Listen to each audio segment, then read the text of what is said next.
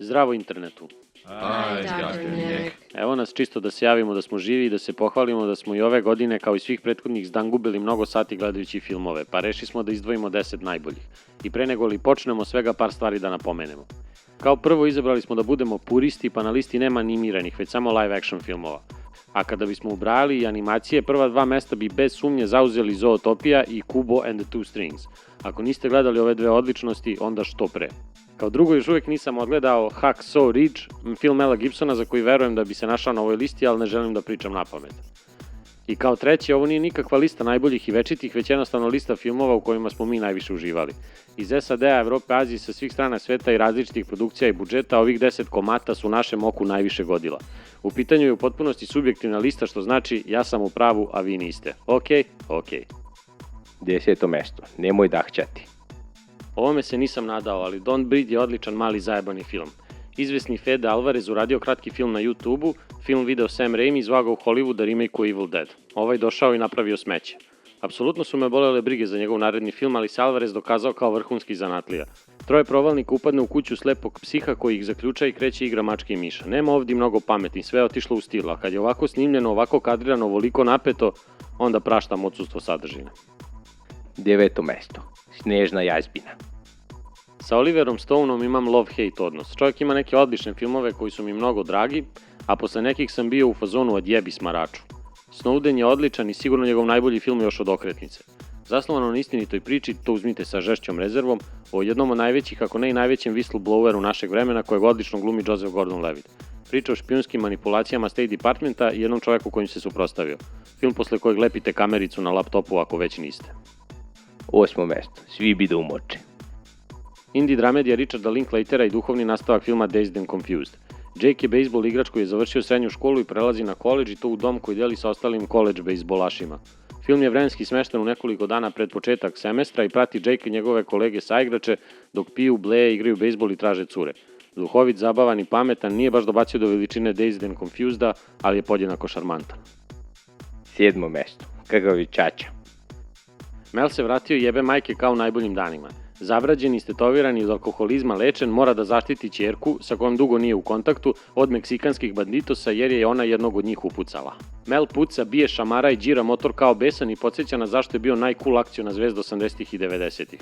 I znate onaj cool film Mad Max Fury Road? Ako ga ikad budu rebootovali umjesto Toma Hardija mogli bi da izaberu Mela Gibsona za glavnu ulogu. Mislim da bi on skroz odgovarao. Eto, jedan mali predlog. 6. mesto. Podrkavačica. Omiljeni mi južni Koreanac Chan-wook Park posle američkog izleta iz 2013. Stalker vraća se u domovinu i snima Sluškinju. Thriller smešten u Japanom okupiranu Koreju u kojem profi prevarant zajedno sa svojom partnerkom želi da opelješi japansku naslednicu i potom je metne u ludaru. Prelepo uslikan sa raskošnom scenografijom, 2,5 sata zavera, obrta i duplih obrta prođu ko ništa, a ima i lesbo karanja. Znam da to vole mladi. 5. mesto. The Wailing. Ili ti na srpskom je Ukanje.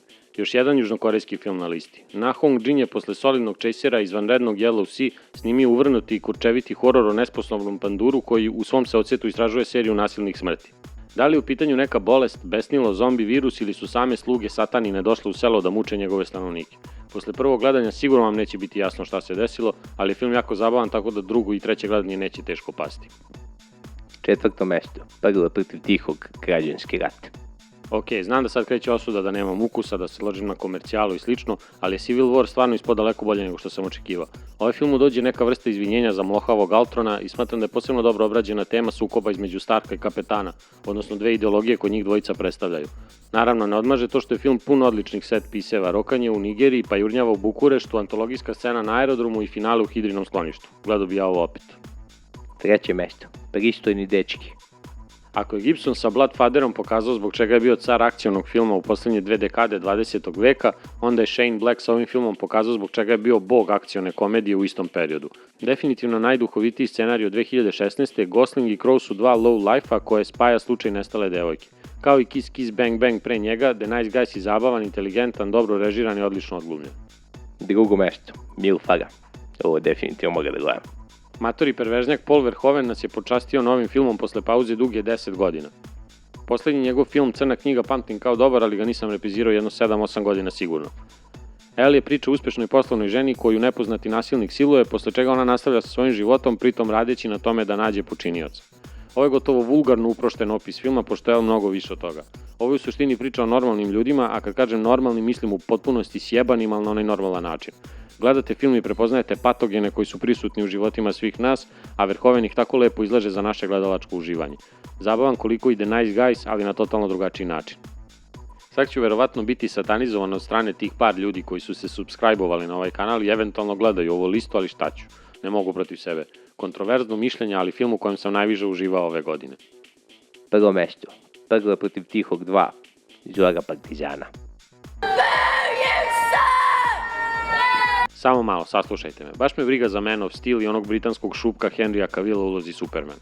Baš me briga za DC univerzum i za milion najavljenih filmova. A tek me zabole za njihovo suparništvo sa Marvelom. Batman v Superman sam gledao kao samostalan film u kojem dve strane, dva stava, dve ikone staju jedna naspram druge da vide ko kosi, a ko vodu nosi. Ko kreće antenu, a ko viče da li je dobra slika. I to u formi akcionog sci-fi filma ili bolje reći akcionog trilera sa političkim elementima, sa predapokaliptičnom atmosferom, mračnog i ciničnog koji u mnogome podsjeća na Watchmena, još jedno Snyderovo čedo. Odlična gluma Afflecka i Eisenberga, sjajno realizovane scene borbi i napucavanja. A ona scena u skladištu kad ih šišmiš naslaže na gomilu, tako šamaranje nismo vidjeli barem 2 godine, još od filma The Raid 2. Umereno sam optimističan za Justice League, ali se bojim da će ceo taj film da liči na poslednjih 20 minuta Batmana protiv Supermana, koje je bilo najslabiji deo filma. Bunch of CGI bullshit happening. Nadam se da grešim, Snyderu razuveri me. Ako vam ništa od ovog promaklo, eto prilike da ispravite omašku. Kratak osvrt kaže, meti kokice, kupi pivu, gasi svetlo i uživaj u pokretnim slikama.